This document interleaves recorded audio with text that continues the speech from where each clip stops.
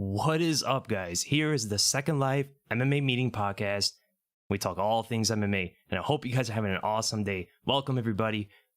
And the only difference is going to be I'm going to be able to read your guys' live questions after the community tab questions, but I'm going to go through the community questions first to take priority, just like usual, create a little bit of order into this. So I'm just going to hold it in for an hour. If I have time after the community tab questions, I'm going to read your live questions. So people are asking what's going to happen to the podcast after I'm done going live. It's going to be uploaded just like usual. It's going to be on YouTube, all the platforms, all the apps, all that stuff. So, and hopefully the audio is louder than last time. There was a little bit of a volume issue there, but I tested everything. Everything should be just fine. So, what is going on in MMA? It's always interesting. It's always interesting when Khabib post something on social media, Instagram, and he posted this. So he says, "See you soon to Dana White." What does that mean? Nobody knows. Whether it be something about, people are saying about boxing, fighting Floyd Mayweather. I don't think it's anything to fight Floyd Mayweather or anything like that. I understand Floyd's coming back to get these fights. He announced his return. Is that coincidence to fight Khabib? I guarantee it's not. But it wouldn't be out of the realm of possibility. That is what I think right there. No GSP 155 has to be the only fight. Dana says he's going to meet with him. He has something special up for Khabib. And Khabib said the only way he's going to come back to fight anybody is against GSP. But I'm not going to hold my breath on this. Whenever it comes to Khabib and coming back and him changing his mind and all that stuff, it's never something to wait for, really. But as for UFC 255, so we have some clarity. Of course, the whole thing with Mike Perry, we know he's going to stay in the UFC after his purpose botch weight cut. Very unprofessional, but Tim Means is probably not too mad at the amount of money he got out of all of that. 30% out of Mike Perry's purse. Mike Perry's show purse is like $90,000, so he got a little bit under $30,000. He got the win bonus, won the fight, almost fight of the night if it wasn't for Joe Band's fight, which was absolutely insane. So Tim Means had a good showing against Mike Perry, and the same narrative about Perry comes forward. Where is his coaches? Did he train well? It seems like he's degrading. He's completely deteriorating his skills in the fight, but his mentality and some of his talents still stay. He's able to take a punch just like usual. Some of his intrinsic abilities are still there. But man, the lack of coaching, the lack of training has always been the biggest problem for Mike Perry. And now it's more than ever, which is kind of crazy. Now he doesn't have a real head coach. He's training himself, and he didn't look up to par. He didn't look like what we thought he was going to be like when he fought Paul Felder, when he fought Vicente Luque. He looked really good in those fights. And it looked like maybe things are starting to be better for him. But his last fight didn't look too good, man. He's going to stay. Hopefully he doesn't botch another weight cut. His excuse was that he started the weight cut too late. That was Mike Perry's excuse, but the guy was eating burgers and pizza and all this stuff like days before the fight. I don't know, man. I don't like that sort of stuff, but at least Tim Means got more money out of it, and that's what I'm happy about. Valentina Shevchenko, we have some clarity on her career. She's probably going to be fighting Jessica Andrade. So I don't really like that fight too much for Andrade, to be honest. Because even though she deserves it, she beat Caitlin Chukagian, she TKO'd her. It's not... I think it's a title fight too soon, right? She's getting so many title fights back to back to back.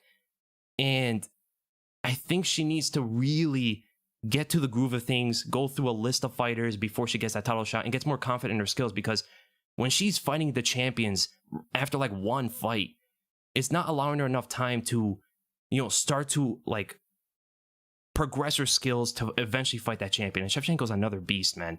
Look what Joanna did to her, right? Joanna was able to hop back into round kicks to the head, the same kick Shevchenko knocked out Jessica Ai with, right? If Joanna is going to be able to do that, what do you think like Shevchenko is going to be able to do as well? I mean, Shevchenko did it to Jessica Ai, who's a little bit taller. She's a little bit faster than Andrade. And she pressures almost not as marauding, but she's a very pressuring fighter as well. There's also those counter lefts. There's also the counter right hook. There is the clinch, but I do think that's one area Jessica Andrade is probably going to be superior in. And here's another thing people aren't talking about Shevchenko. Shevchenko, she backs up in straight lines a bit, right? She's not a lateral mover as much. She doesn't have these omnidirectional angles that she's able to take on opponents, right? Like Joanna does, like Rose Namajunas does. When she moves, it's forward, back, right? Notice how many times she leans away from punches. And off of that lean, off of that pull, she likes to really extend her movements all the way back, and it can eventually hit the cage, right? And you know what happens from there. If Andrade is able to not get hit by some of the counter shots and backs up into the cage, there's the single leg to high crotch. And I don't even think Valentina is enough to stop that takedown, to be honest. So the slam is probably going to still be there. But the difference here is, I don't know if Andrade is going to be able to hold down Shevchenko. She's strong, right? She's so physically imposing, but so is Shevchenko. Shevchenko is very hard to deal with on the ground. I know Maia held her down, though. So Jennifer Maia has some success in that second round. She showed her strength. She's also a black belt in jiu-jitsu, I believe, right? Jessica Andrade is like a blue belt, right? She doesn't have near the kind of experience Shevchenko has on the ground, and she's not nearly as adept as her, you know? I think even from the slam, if she doesn't get knocked out, of course, that's always a factor. But if she doesn't get knocked out, she's able to bounce off the ground and stand up back to her feet. Again, it gets into that whole rhythm again. Shevchenko has to find, or Andrade has to find her way to get into Shevchenko's strikes, like right inside of some of those hooks, right inside of some of the left straights. But man, if she dodges like a left straight counter, she might meet a head kick on the way in. So I don't think it's a good fight for Andrade. I do heavily favor Shevchenko to win that fight. Obviously, I don't think anybody in the 125-pound division can match up to Shevchenko. After seeing some of these other top contenders, you know, we all knew that before. When Shevchenko made it down to 125 for the first time, everybody was talking about, nobody's going to beat Shevchenko. She's going to dominate and break records and stuff like that. But when it's happening in real time, it is something to behold. And we have some clarity on Deiveson Figueiredo. So we know that he's fighting Brandon Moreno. And he's fighting on UFC 256. It's a good fight. I do think Moreno does have some things he can create issues for on Deiveson Figueiredo's style. But ultimately, I do see Figueiredo also finishing him. He just seems like an absolute unstoppable force in this division. And I called it back in like 2018 and 2019. I called him the prospect of the year. I was saying he was some of the nightmare matchups for, I think, Henry Cejudo and Demetrius Johnson. I'm trying to remember. It was a while ago, man. I was saying this is the guy that everybody has to watch out for. Once he had like 1 or 2 fights into the UFC. You know, he was undefeated, I believe. And that's, so I see right here, Petr Yan versus Figueiredo is a fight everybody wants to see, right? And that is the problem. That is the problem with this UFC 256 fight. It's the only thing I'm worried about. So I love to see Figueiredo fight. I'm always up to watch him. But he has to cut that weight again in 3 weeks. Not even 3 weeks. Not even 3 weeks. Like 2.5 weeks. He has to cut back down to 125. He's a big guy, man. That's not healthy. Like, so we know he cut 40 pounds, I believe, when he fought Juicer Formiga. Yeah, he cut 40 pounds against Formiga. He was 165 pounds, cut 40 down to 125. That is a quarter. That's essentially a quarter of his body weight. He lost a quarter of his human being to make that fight, and he didn't look that good, right? So they're saying he was like around 152-ish when he fought Perez. That's still a lot of weight. That's what, 27 pounds? 27-pound weight cut for a guy that cuts to 125 is a lot of weight. Heavyweights can do it relatively easy, right? They could go on the treadmill, they lose 20 pounds, but Figueiredo's losing like a quarter of his body weight to make this weight class. And what I think about a 2.5 week weight cut, after the last one, they said he looked good. They said that was a good weight cut for him, and he looked awful on the scales. He looked really drawn in, really sunken. He looked weak on the scales, but he looked good in the fight. So I guess it didn't affect his performance. I think doing it again, though, is going to be a problem. 2.5 weeks into another weight cut. Going through, the training camp again, all that stuff. What I predict is, there's two options. There's two things that can happen here. So number one, he doesn't make the weight. He misses the cut. Number two, he makes the weight cut successfully, but he doesn't show up in the cage the same. And that is the one that's the one I'm looking at more. I don't think Figueiredo is going to be the same fighter that we just saw like 3 days ago when he fights Brendan Moreno. I don't think he's going to have the same kind of power. I don't think he's going to be able to take the same kind of shots. I think he's going to be a little bit slower, a little bit worse cardio. But even still, I think he's enough to beat Moreno. I still think he can do enough to win. But those later rounds are going to be very dicey, right? These are the third, fourth, and fifth rounds against Moreno are going to be some of the hardest rounds. If it gets to there, it's going to be some of the hardest rounds in his entire career. Moreno puts on a pace. Moreno's a wild scrambler, man. He keeps going. And some of those wild shots can eventually get through. It's a dangerous fight for Figueiredo, more than people are thinking, because of the weight cut factor. And here's the thing, man. If he wins, I don't want to see him at 125 anymore. I think the weight cut is going to have some irreparable damage. So 135 is his natural weight class. He's a short guy, 5'5", but he has like a 68-inch reach, which is roughly the same of a lot of those bantamweights. And he has the power to knock out anybody. He's a heavier guy too. Look at Cody Garbrandt. Wasn't Cody Garbrandt on fight night? He weighed less than I think Henry Cejudo did. And Henry Cejudo's fighting at 125. Or was it Demetrius Johnson? One of those 125ers, Cody Garbrandt, weighed less than them. But he's able to be very successful in the bantamweight division, right? He's a very light guy. And I guarantee if Figueiredo makes himself full for the 135-pound division, he's going to be a phenom there. An absolute monster in that weight class. And I think a fight with Petr Yan would be very interesting. I think Yan is going to win that fight if they ever face, but Figueiredo has that power. He definitely has that Brazilian Jiu-Jitsu. I think early on he's going to be a hard puzzle to solve a bit, especially on the ground. So like Petr Yan is better boxing. He has better wrestling. He can dictate if the fight goes to the ground. He's a bigger guy too, a little bit bigger. I don't think he's much bigger than Figueiredo is.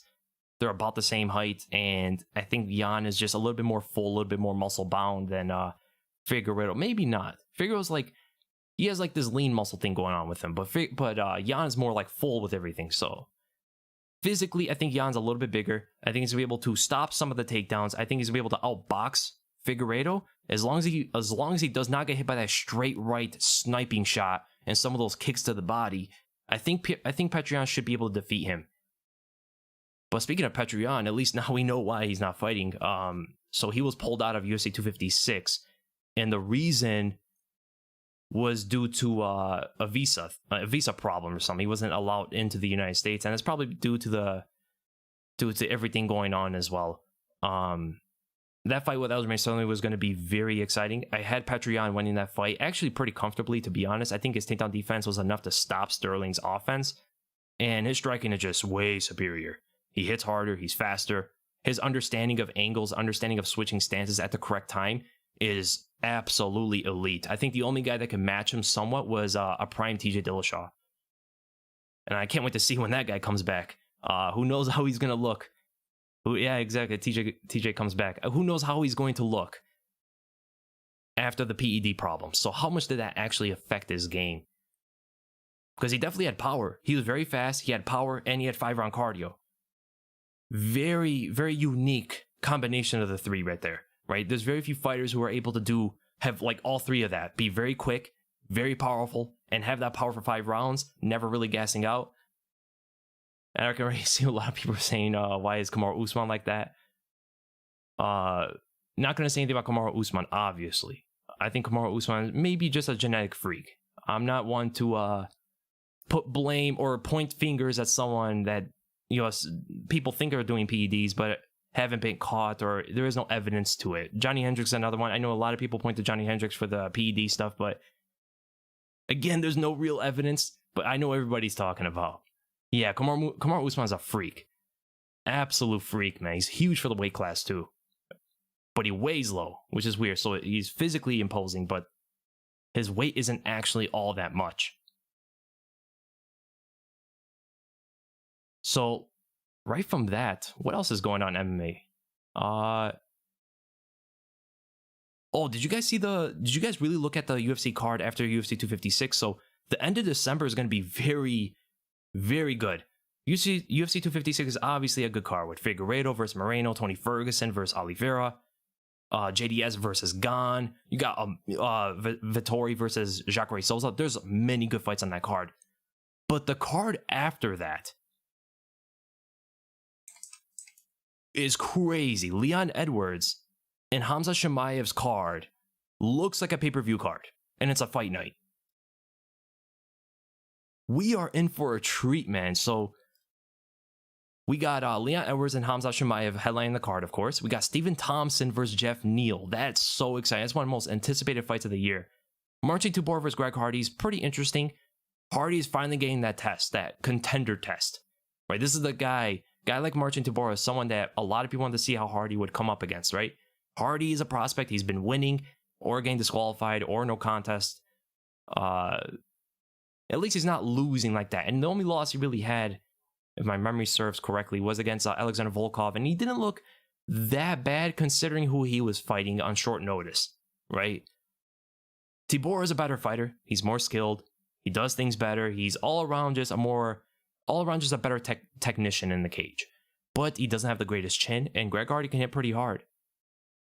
He essentially finished his last fight off a jab, right? He's very, very athletic, very explosive, big guy too, way bigger than Tybura is. So that's why the heavyweight division, like anything can happen. It's like the lone division, this and light heavyweights are really the weight classes where anybody can come in there and knock anybody out with the right shot.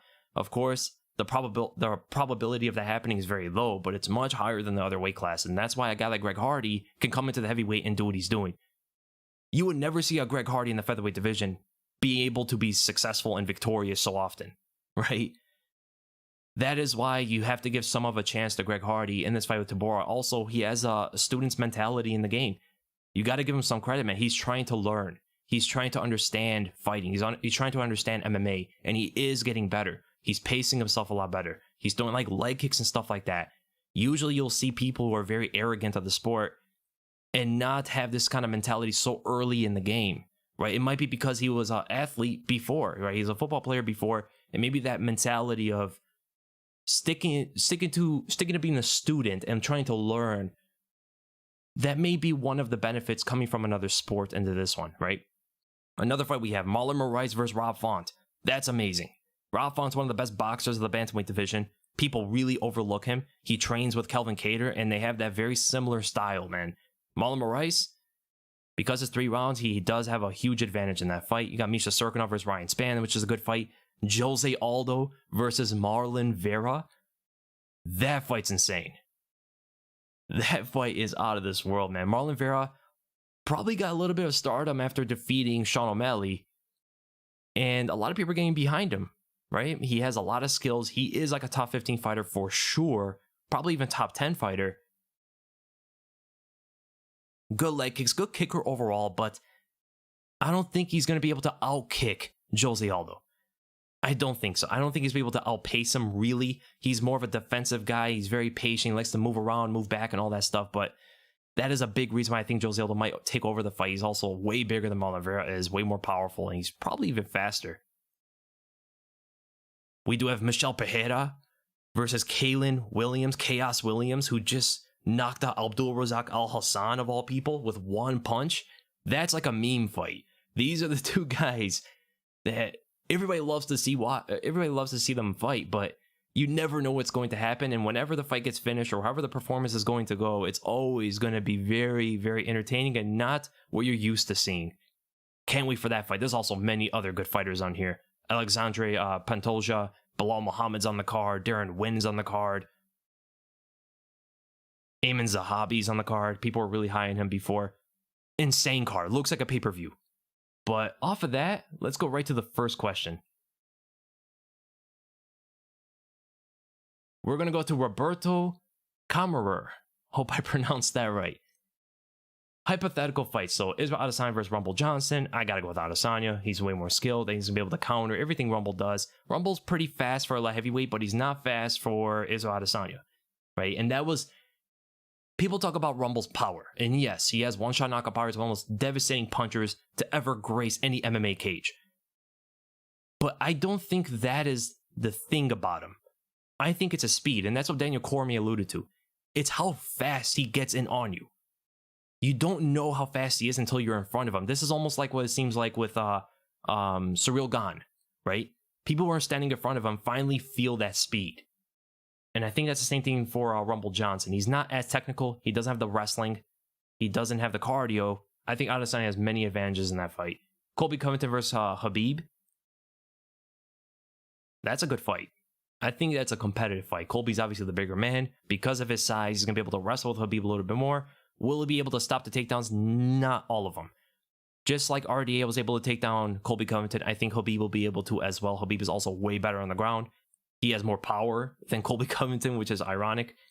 And yeah, Colby's a better striker overall. He has the cardio to go with Khabib all 5 rounds. But I don't think that's going to win them a fight. I think it's going to be able to allow him to get to a decision, right? Get to the distance, go to a distance with Khabib. I think Khabib would win that fight. Holloway versus Dan Hooker at 155, I guess. Well, Dan Hooker's way bigger, right? He's way longer too. But technically, is he anywhere near the level of Max Holloway? Holloway's striking is on another level, man. He's one of the best strikers in the UFC, period. So I'll probably have to say Holloway in this one overall. I can go in depth in this, but I'm just gonna say Holloway for time's sake. TJ Dillashaw versus Alexander Volkanovski at 145. I gotta go Volkanovski. I think he'll be able to stop the takedowns. I think he will leg kick TJ Dillashaw like crazy, man. Stop some of that movement and counter him coming in. Oh, and speaking of Max Holloway, did you guys hear of Chael Sonnen's comparison to Deiveson Figueiredo? He thought Deiveson Figueiredo fought just like Max Holloway a bit. So it's weird how people still aren't grasping his style and some of his skills yet. But he definitely does not fight anything like Max Holloway.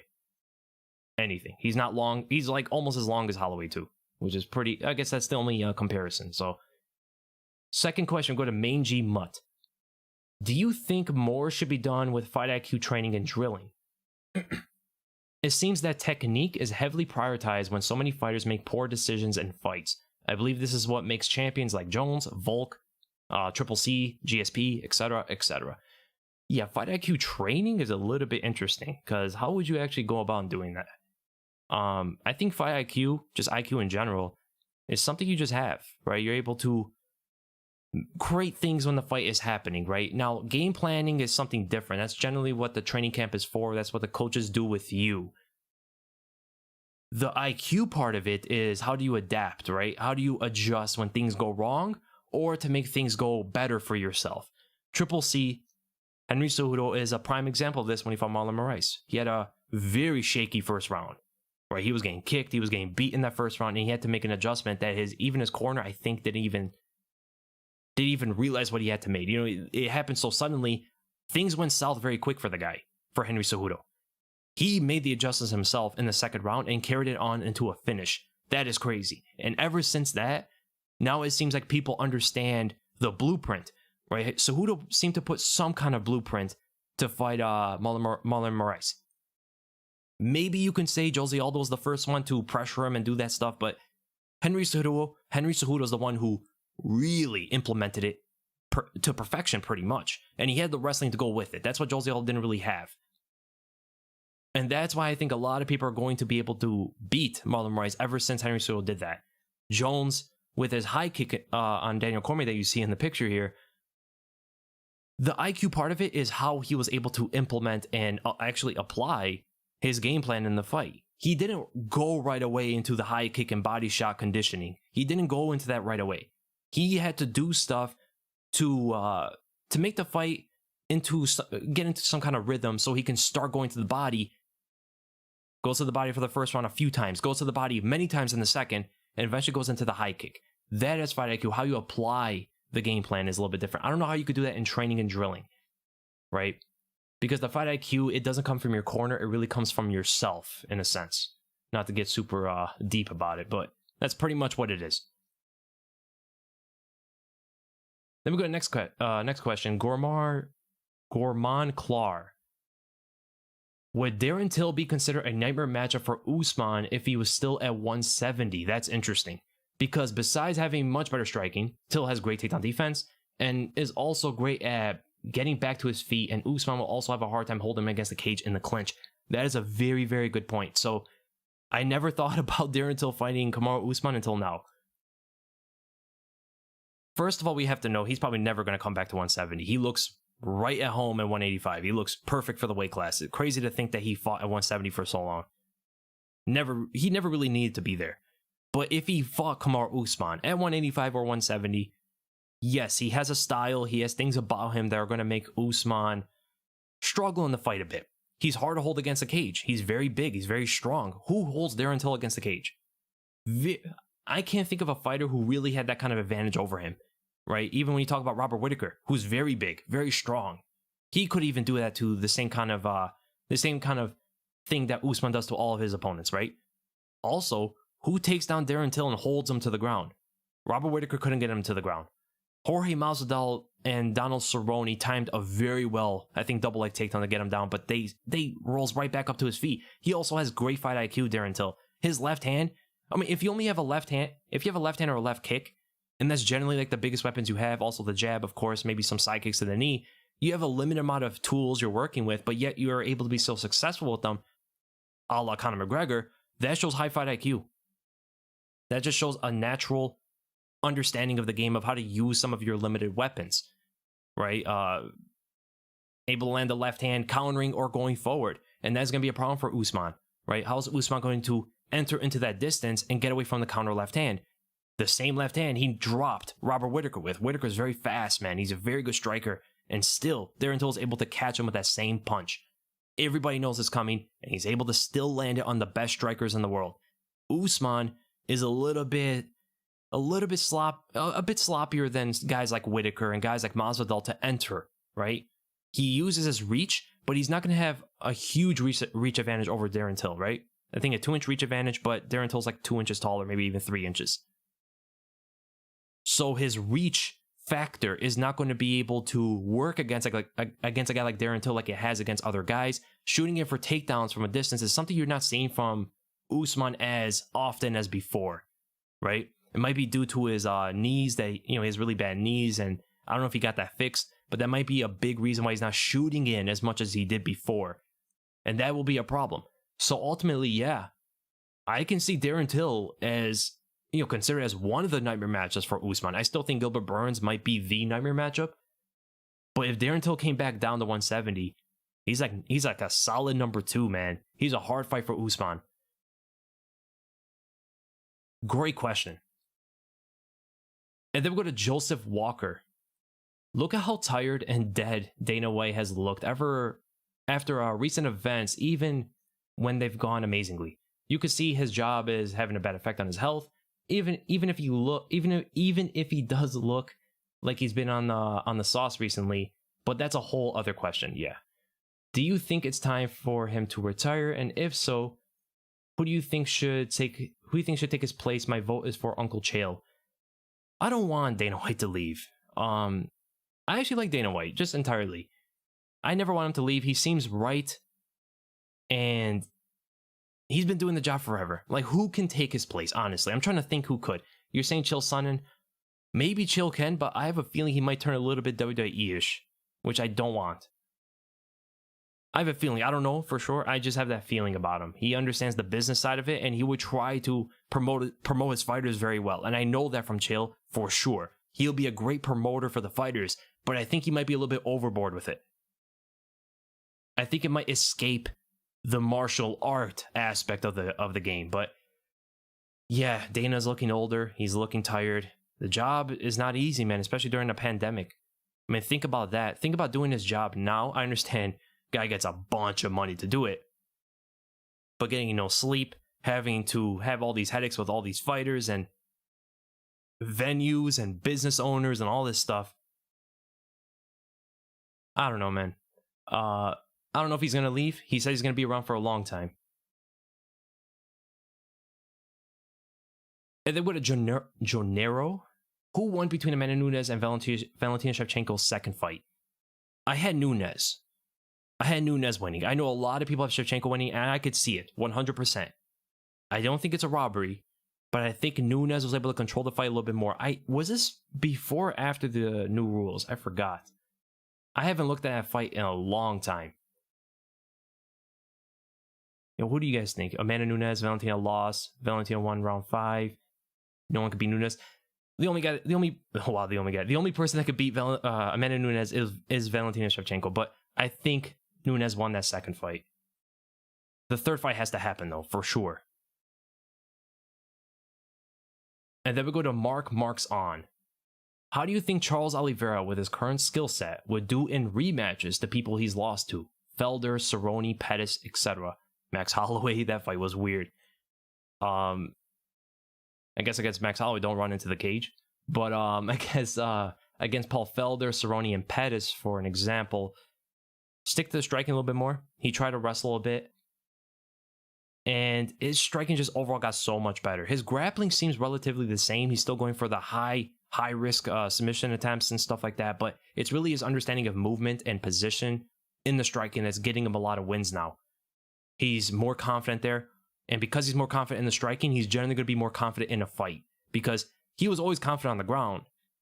But his striking always seemed to be a little bit nerve-wracking. You know what I'm saying? Like, he looked like he wasn't super comfortable there. And against Paul Felder, even though he might not win the entirety of the striking exchanges with Felder, he will be able to hang a bit. And because he's hanging a bit, because he's able to find and pick some of his shots, he will start to understand, oh, there's an opening here for a takedown. There's an opening here for a double leg, single leg. I can drag this and pull guard. The shocking thing about the Felder fight was that Felder was able to keep position and land elbows on top of him. And Oliveira did not defend it that well. So that is alarming going to a Felder rematch, to be honest. But yeah, that's a bit interesting. I do not remember the Cerrone fight. I know that was a long, long time ago. Unless you're thinking about Alex Oliveira versus Cerrone. Because I don't remember Charles Oliveira fighting Cerrone. It does sound right, though, that he did fight him. Long time ago, though. Pettis? Was Pettis the one that got him in the guillotine choke? I forgot about that fight, too. That was a while ago, man. I actually didn't even watch that fight live, to be honest. And then we go to Cody C912. Should Chris Lee be disqualified as a judge? Yeah, that's the answer to that. There's a lot of judges that should not be judging any kind of fight. But Chris Lee has been, I don't know what he's been doing lately. Definitely not good showing, especially in the last few fights. Yeah, everybody agrees. Then we'll do Abdullah Dilawar. Is Izzy the GOAT if he beats Yan, Jones, and then Stipe in his next 3 fights? He's definitely in the discussion. You know how crazy that is to think about? Those can be his next 3 fights. And that is what I predicted. If he beats Jan Blachowicz, which is a big if, I think he fights Jones. If he beats Jones, I think he fights Stipe. Now, that's crazy to think about, but that is a possibility that is right in front of us for the next year. But beat the light heavyweight champion, who's a very good fighter, beat the greatest light heavyweight of all time, one of the greatest fighter, if not the greatest fighter if you include the PEDs. If you do not include the PEDs, should I say. And then goes and defeats the greatest heavyweight of all time. Again, top 7 greatest fighters of all time. And he's also undefeated. He beat Robert Whittaker. He beat Yoel Romero. He beat Paulo Costa. He beat everybody, essentially. Well, not everybody, but almost everybody. Yeah, Adesanya would definitely be in the conversation. I know it is funny. Izzy beating Stipe does seem a bit out there. But there is a possibility if it stays striking and Stipe just doesn't want to take it to the ground and he decides, I want to strike with this guy, then Izzy definitely has a big chance. But if he decides, you know what, I'm just going to take this guy to the ground, double leg him, I don't know how Izzy is going to fare well. He didn't beat Artem, though. That is true. Number 4, Logan Scott. How would you fix judging in MMA? And then number 2, who do you think will be the next fighter to enter the GOAT conversation? Well, number 2 is easy, probably Israel Adesanya. If Henry Cejudo's not, he should be. But the next, I think Izzy's like a good, solid pick. He's a good, solid fighter to get into that conversation. Even if you lose to Jan Blachowicz, he still has a lot of things he can do in the middleweight division. He's already reaching towards greatest middleweight of all time. So there is that. Khabib is in it. That's concrete right there. Stipe's in it. Who else is there? Jan Blachowicz, I don't think he's close yet. Kamaru Usman, he can do things in the next few years to get him into that conversation. Volkanovski, he has very good wins. Win over Jose Aldo, win over Chad Mendes, 2 wins over Max Holloway, and yes, 2 wins. I'll argue with anybody against who say that Max Holloway won the second fight. But solid wins in the featherweight division. Bantamweight Petr Yan is just getting started, so probably not him. Amanda Nunes is in the conversation. She's the greatest female fighter of all time. Valentina Shevchenko is one of the greatest of all time. Deiveson Figueiredo not really there, so I say Izzy is a good pick for that. Number 1. How would you fix judging at MMA? There's so many things. Actually, use replay. It should be like mandatory, I guess. After a finish, they should look at the replay because there's been so many fights where things could have changed and it should affect the outcome 100%. Change some of the rules, such as a 10-point must system. That is an old rule system that doesn't even apply to MMA that well. It applies way better in boxing, but not so much in MMA. They got to change that a bit. Why do they only go down to 10-7 or even 10-6? I've never seen anything under 10-6. Where's the 5, 4, 3, 2, and 1? Like, why aren't those used? Also, draws should be way more used in judging. Way more. Like, I don't understand why judges are so cautious about going to a draw for a fight. Like, I understand the rules, the ones that I think Big John McCarthy wrote, makes it almost impossible to go to a draw, because even if you land like one big punch more than your opponent, you won the round, right? It's very specific. But there are absolutely a lot of fights out there, man, that need to be draws, right? All these close contests, why can't they be a draw and they do a rematch?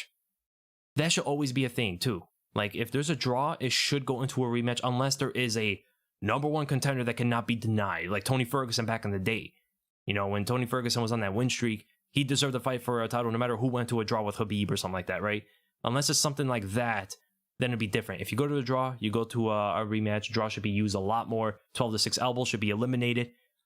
I can be a bit... I have the mentality that soccer kicks and stomps, well, maybe not stomps, but soccer kicks and knees on the ground should probably be legal. I actually like those better. Stomps can be a little bit tricky because there's a cage. You get stuck against the cage if you're on your back and your head is towards it. Guy can just stomp and you can't do anything about it. So that's a bit unfair due to the environment. But soccer kicks are a lot harder to use than people think. So that's a bit interesting, right? There's a lot you can go into judging. I can make an entire video. I can go for the whole hour talking about what can be fixed for judging in MMA. Then we go to Minden. Hey Weasel, how do you see these matchups going? Whitaker versus Costa. Oh, Whitaker for sure. Whitaker for sure. Costa doesn't have the best chin either. He has a solid chin to take shots from Yoel Romero, but a big shot from Whitaker, I don't think it's enough. Whitaker hits very hard, and he's way faster than Costa is. Way better movement. He could take it to the ground, potentially, or at least use it to land strikes. You know, go down, right overhand, go down, fake like he's going to go for a double leg takedown. Paulo Costa drops his hands, high kick. That's something that Whitaker already applies into his striking game, let alone his takedown game. So, I got to go with Whitaker for sure. He is absolutely amazing, man. It's crazy that it only takes Adesanya to beat this guy. I don't think anybody else can beat Whitaker outside of Adesanya. Kelvin Gastelum versus Yoel Romero. Talk about a wild fight. Oh, that's a tough one. I gotta think about that one. Romero has better wrestling. He's better on the feet, or not better. Kelvin Gastelum's more technical with his boxing, but the thing is, Romero's more effective with a lot of things he does. Even how wild he is, and sometimes seems very untechnical, and doesn't seem like he's gauging things as correctly or as calculated as some of these other guys in this division. His explosion, athleticism, his speed and lolling ability allows him to get in on his opponents with the flying knees, with the left overhands, with the jabs, and body shots, a bunch of different crazy techniques that you don't usually predict that he's going to throw at you, right? There's always something new he's throwing. Because of that, he possibly can catch something on Kelvin Gastelum. Will Kelvin's boxing is step and jab left overhand, step and jab left straight, counter right hand. Are those going to be enough, those limited amount of tools, enough to get in on the much faster, the much more explosive, much more athletic Romero, who's exploding all over the place and even trying to take him to the ground? 100% that is Romero is going to do. At least I hope he does, because Romero's biggest downfall is his fight IQ. In a way, he has so many tools, he has so many things he can do in a fight, but then he just doesn't use a lot of it, right? Even all the stuff we just talked about, he doesn't use a lot of it in specific fights. Look at against Adesanya, he barely wrestled. Even though that was his go-to to give him a chance, at least. Because Adesanya has good takedown defense. But at least that was the way he should have went on to win the fight.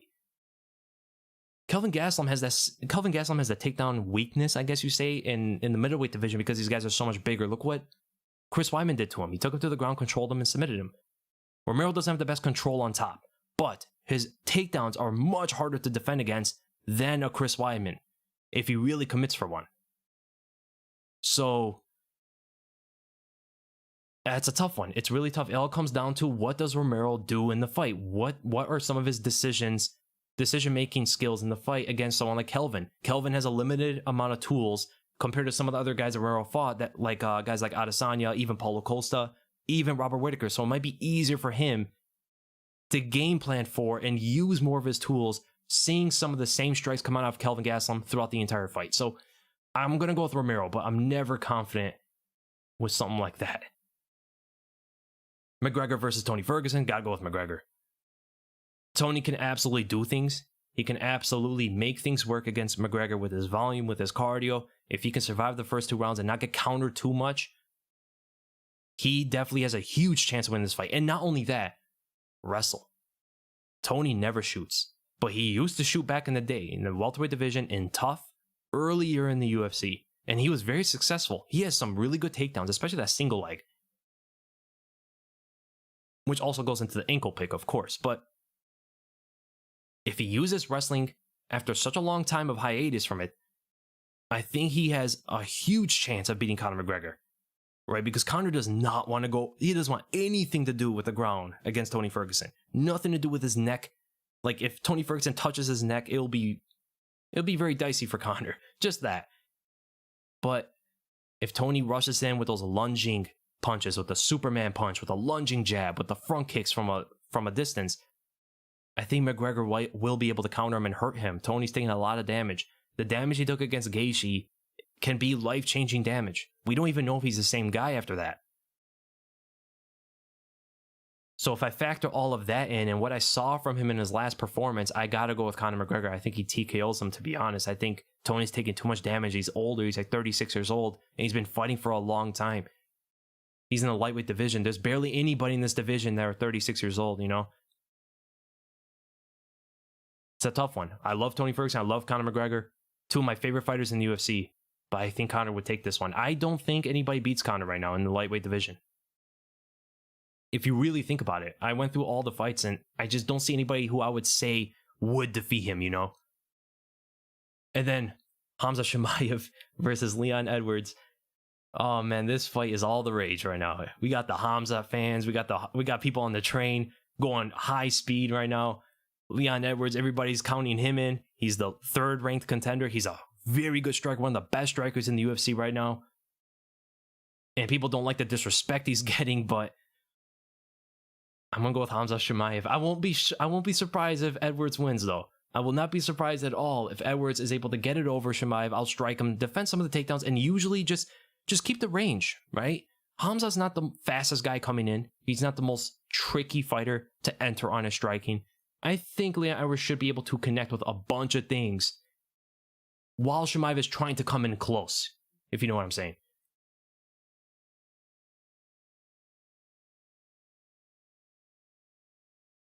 And that is it for the community tab questions. We're going to go to the live questions now. And there's a bunch of them. So I think I'm probably not going to get through all of them. I apologize if I don't. We're 15 minutes about until an hour. Maybe I go a little bit over. We'll see. Leon's best win is against RDA. I mean, yeah, that is true, but RDA is a good fighter, right? Look what he did look what he did in his last fight, right? But at 170, RDA is definitely not the same guy. He should not be fighting at 170 pounds. So we're going to go to Sai. Thank you for... So these are all the donations. I'm going to go through them first. Thank you, Sai. Great channel, mate. Always listen to your predictions before putting on bets. Thank you so much, man. Then we go to Harvey Willing. Can Zhang Weili take a round from Shevchenko? Yes. Yes, I think she can. Absolutely. Zhang Weili does things in the striking that even Shevchenko might have a problem with, right? Some of the countering, right? Shevchenko moves in a linear pattern, and that is very good for leg kicks and body kicks from Zhang Weili. Zhang Weili has a lot of attacks in her toolbox. She has a lot of things to go for. I think she can absolutely take a round off of Shevchenko. Do I think she wins, though? No, I don't think so. Crazy HD Vids, thank you so much. Andrade is a black belt under Galar Paranya, by the way. Oh, I did not know that. I thought she was like a blue belt, right? I could be wrong on that.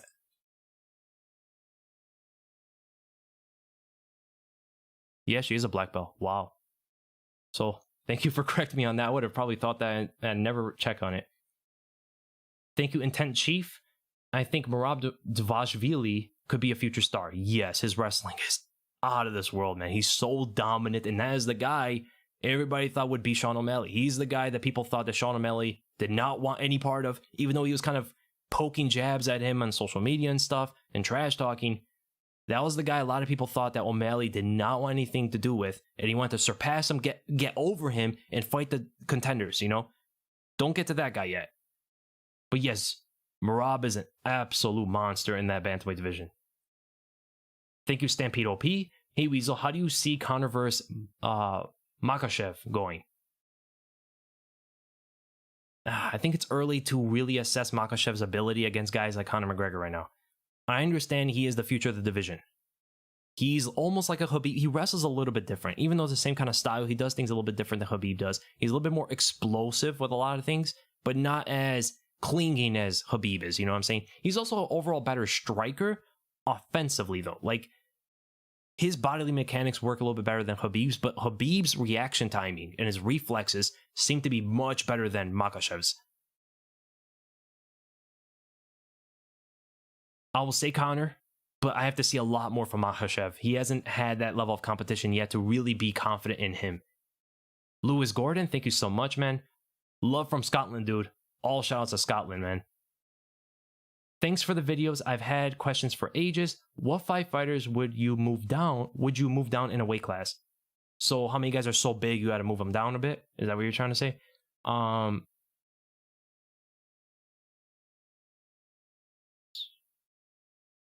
don't know.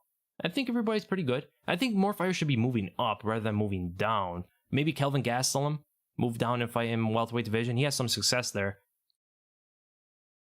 Curtis Blades? Curtis Blades is a little bit too big, huh? Yeah, there should be a cruiserweight division. Okay, if you want to count a cruiserweight division, you move him down. But, yeah, I can't think of 5 fighters off the top of my head. There's a lot of fighters that need to move up, though. Like, that's for sure. Kevin Lee needs to move the middleweight. Yeah, no. He's a big guy for 155, but if there was 165, that would solve a lot of problems. And that would solve a lot of problems with guys who are missing weight. Christian, then we go to Christian McClintock. Thank you so much, man. Hey, Weasel, what do you think of Conor versus Gaethje? I think Conor sleeps him or TKOs him. Also, Khabib versus Usman. Love the work, brother. Keep it up. Thank you so much for the question, man. And yeah, I think Conor does TKO him. Gaethje, so some people were debating me a little bit about why I think Gaethje is harder for Conor than Dustin Poirier. Well, here's the thing. It generally comes down to 2 things without really getting into it too much. In depth, at least.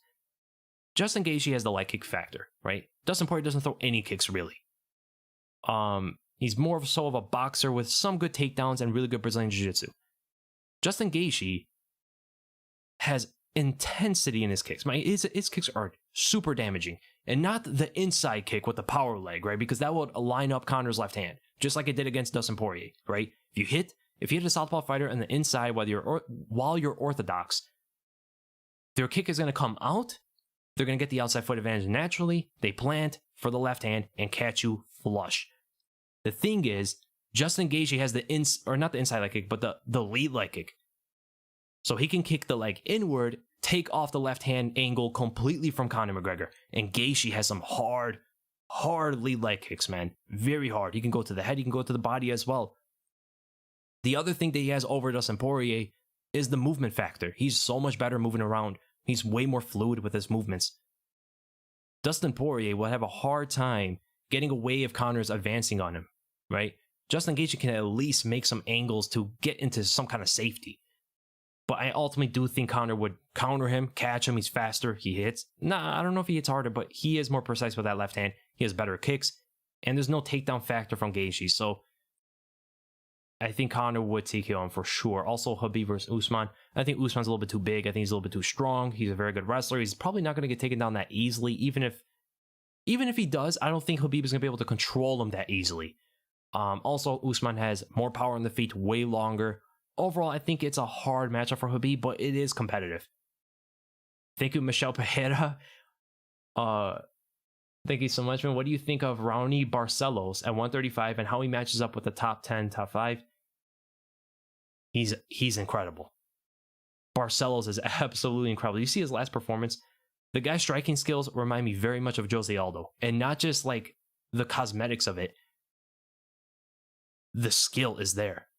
His timing's there. He lands these shots on his opponents. He still has to be tested to really understand where he fits into the top 10 and stuff. But I think he's one of the best prospects of the 135-pound division.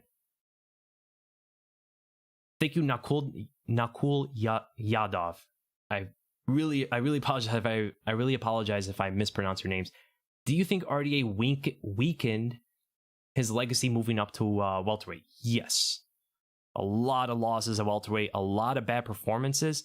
Not terrible, right? He never got completely shut out, like he was never in the fight. That's never happened to him outside of maybe his earlier days in the 155-pound division. Guys wrestle him to a decision. Guys are able to wrestle him, control him, do a bunch of stuff to him that a lot of the guys in the 155-pound division are not able to do.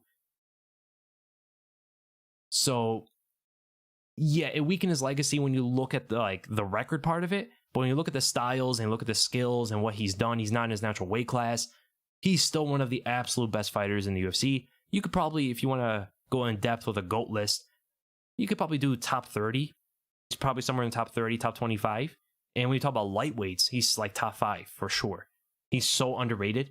And he's alive in this lightweight division now.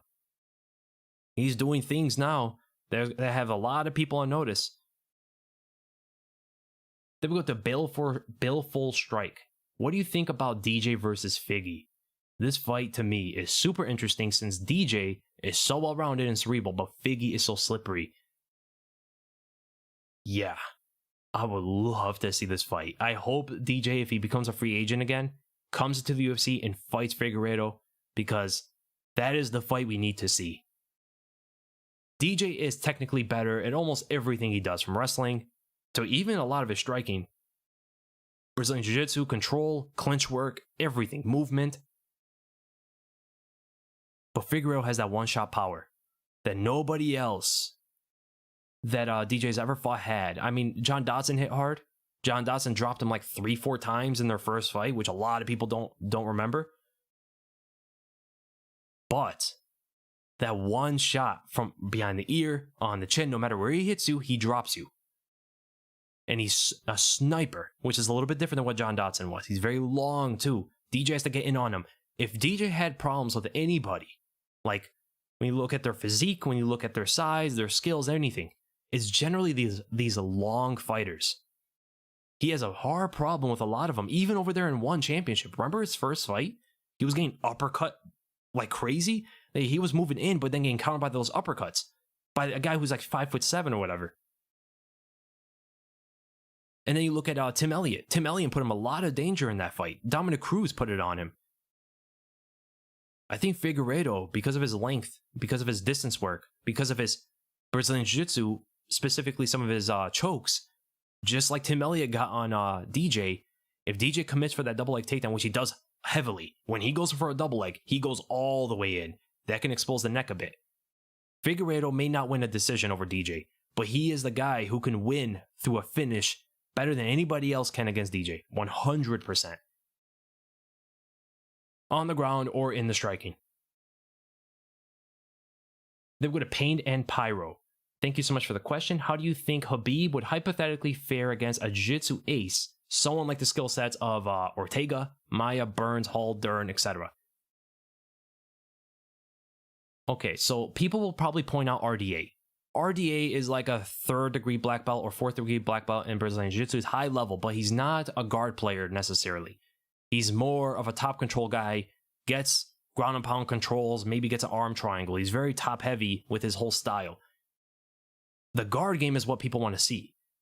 Ortega. This is why people think Ortega is a hard fight for Khabib naturally. This is why people think Tony Ferguson is a hard fight. Some people think Charles Oliveira might be the nightmare matchup for him because of his guard. I don't think it's going to change much, to be honest. I think it would put him in more danger. He's going to be a little bit more cautious with his takedowns because naturally he's not that cautious, right? He doesn't need to be. Nobody's really threatening him that much. Dustin Poirier went in for that guillotine. That almost got him, but I think it's because Khabib he hasn't respected anybody's submissions and chokes and stuff since he got into the UFC pretty much because he's so far above everybody else. But when he fights that guy like Ortega, someone with that kind of Brazilian Jiu-Jitsu, I think we're going to see a little bit different of an approach from Khabib that we were used to seeing. Then we go to War Devil 91. Thank you so much for the question. Isn't it crazy that people's main consideration for Khabib being the GOAT is how dominant he was, but they don't think Demetrius Johnson in the same way? Why is that?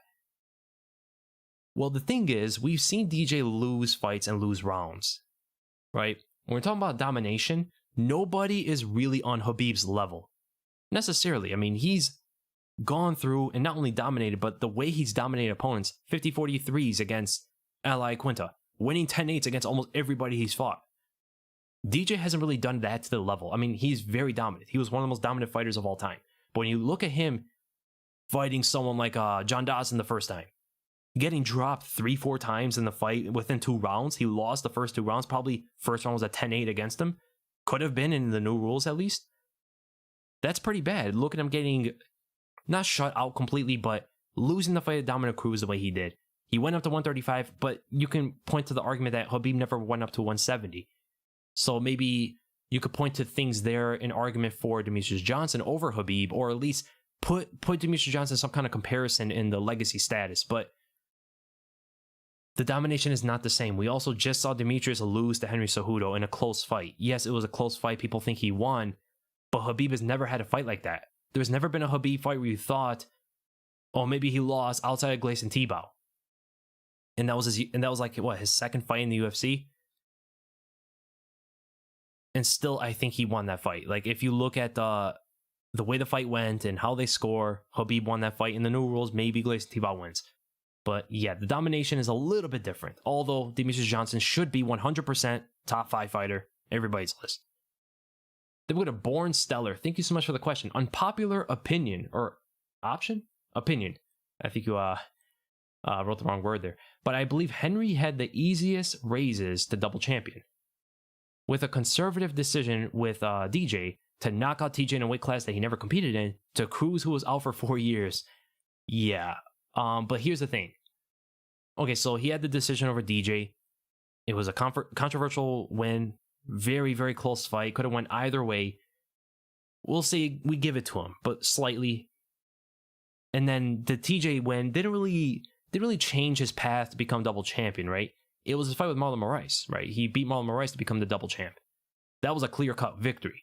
Now, let's say he never fought TJ Dillashaw because TJ did not belong in the bantamweight division. Oh wait, but if that happened, if TJ never went down, would he have popped for PEDs? They would have fought at 135. Think about that. How different would those divisions be if TJ never went down and popped? The bantamweight and light and flyweight divisions would be very, very different how they played out. Maybe Henry Cejudo never retires. Maybe TJ beats him. We never know.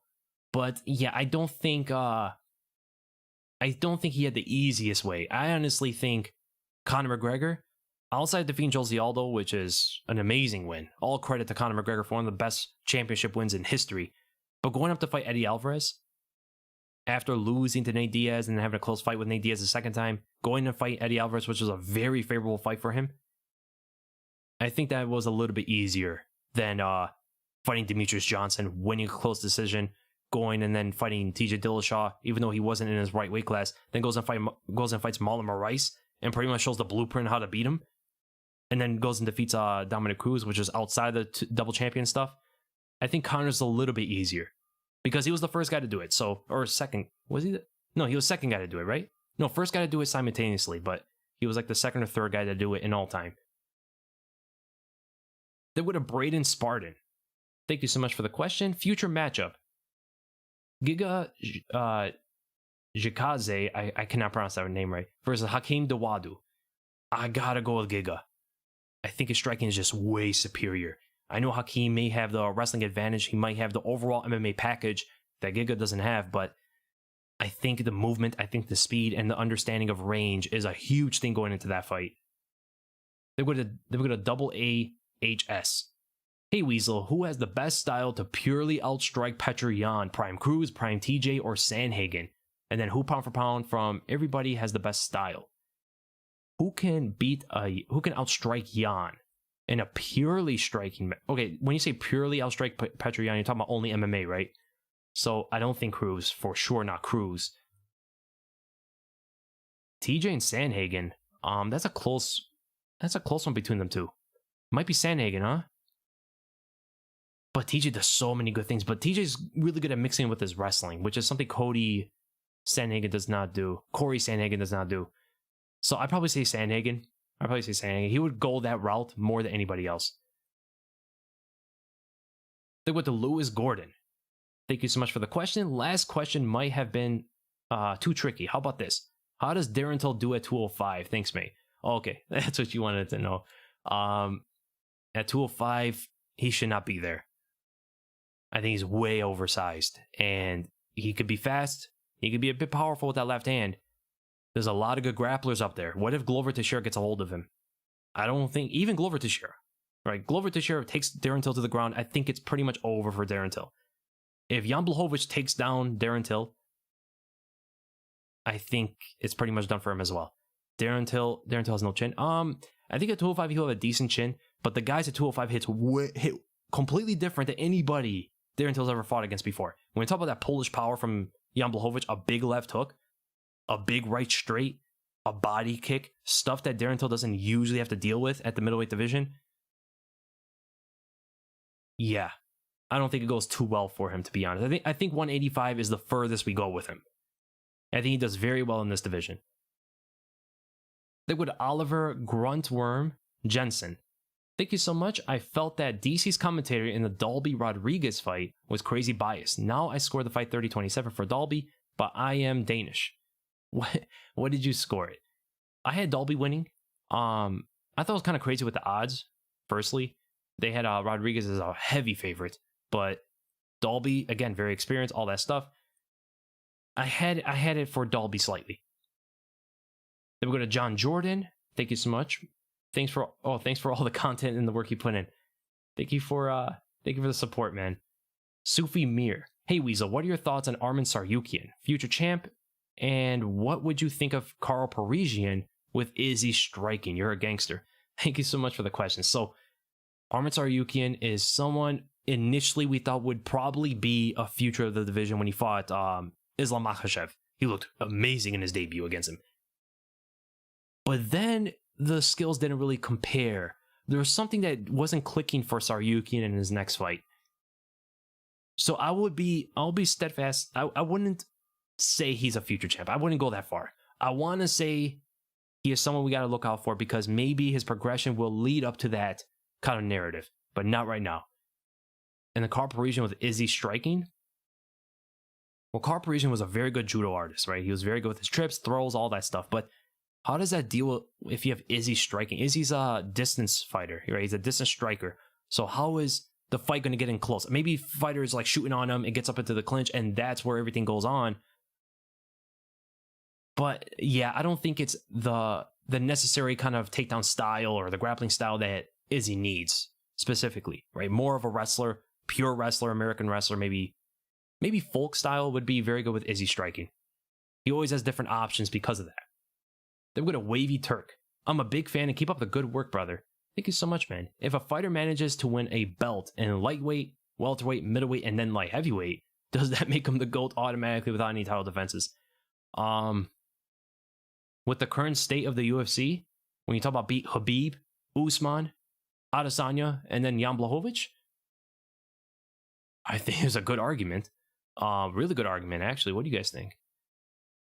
Lightweight, welterweight, middleweight, and then light heavyweight. If you're able to defeat all the champions there, but that's so unlikely. That's a lightweight coming up to light heavyweight eventually and winning all those belts.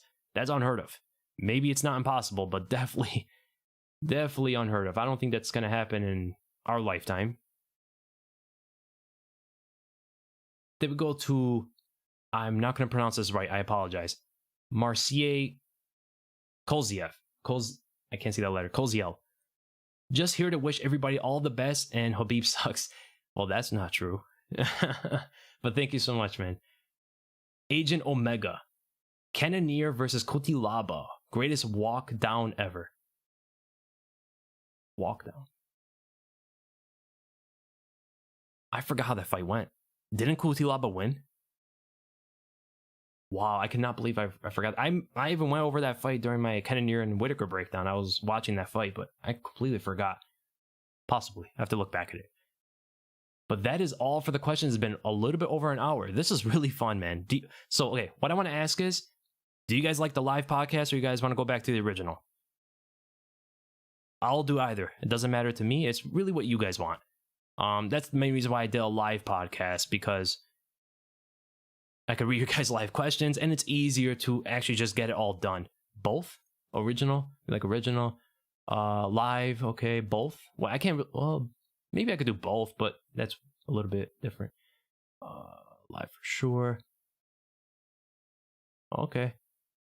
It looks like it's split between both and live.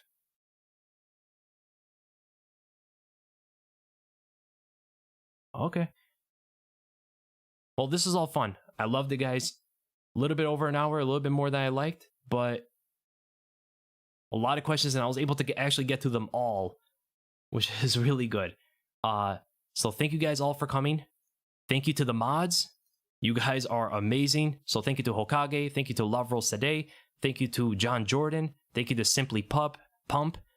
Thank you to the Nightmare. You guys are absolutely amazing.